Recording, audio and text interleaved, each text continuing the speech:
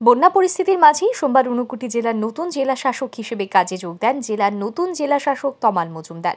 কাজে যোগ দিয়েই সোমবার দুপুরে জেলা শাসক অফিসের কনফারেন্স হলে প্রশাসনিক বৈঠকে মিলিত হন জেলা শাসক। এই বৈঠকে কৈলাস শহরের সার্বিক পরিস্থিতি নিয়ে আলোচনা হয়। আলোচনা শেষে কৈলাস শহরের বিভিন্ন ত্রাণ শিবিরগুলি পরিদর্শনে যান জেলা শাসক তমাল মজুমদার।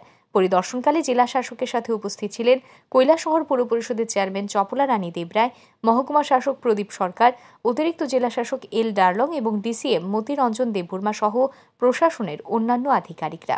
এদিন জেলা শাসক সহ প্রশাসনিক দল প্রথমে শহরের নেতাজি ইংরেজি মিডিয়াম উচ্চ মাধ্যমিক বিদ্যালয়ে ত্রাণ শিবিরটি পরিদর্শন করে মানুষদের সাথে কথা বলেন। তারপর একে একে গোবিন্দপুর উচ্চ বুনিয়াদী বিদ্যালয়, রামকৃষ্ণ শিক্ষা প্রতিষ্ঠান এবং শহরের অন্যান্য ত্রাণ শিবিরগুলি পরিদর্শন করেন। ত্রাণ শিবির পরিদর্শন শেষে মনু নদীর জলস্তর পরিদর্শন করতে শ্রীরামপুর যান জেলা শাসক সহ প্রশাসনিক দল। পরবর্তী সময়ে গোবিন্দপুরের তাপসপল্লী এলাকায় গিয়ে মনু নদীর বাঁধ সংস্কারের কাজ পরিদর্শন করেন। পরিদর্শন শেষে নবনিযুক্ত জেলাশাসক তমাল মজুমদারকে কৈলাস শহরবাসীর কথা চিন্তা করে কাজের প্রথম দিনেই সশরীরে পরিদর্শনে বের হয়ে খোঁজ খবর নেওয়ার জন্য ধন্যবাদ জানান কৈলাস শহর পৌর পরিষদের চেয়ারম্যান চপলা রানী দেবরায়। পুরানো ডিএম ছিল যে এটিকে চাকমা মহোদয়, উনি ট্রান্সফার হয়ে গেছেন। আমাদের নূতন ডিএম সাহেব এসছেন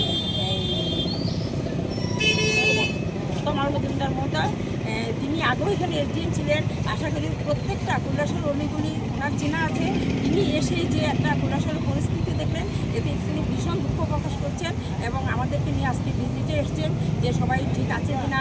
প্রত্যেকটা স্কুলে ভিজিট করলেন, মেডিসিন দেওয়া হয়েছে কিনা, যারা অসুস্থ বা খাওয়া দাওয়া ঠিকমতো চলছে কিনা, এমনকি যেখানে বাঁধের প্রবলেম, বাঁধ নিয়ে তিনি আগরতলা থেকে অনেক কথা শুনছেন, সেই বাঁধগুলো তিনি ভিজিট করলেন, যে বাঁধের কী অবস্থা এটাও দেখে গেলেন এবং বাঁধ সম্পর্কে আমাদেরকেও অনেক জিনিস ডিরেকশন দিয়ে গেলেন। ওর জন্যই আসা আজকে।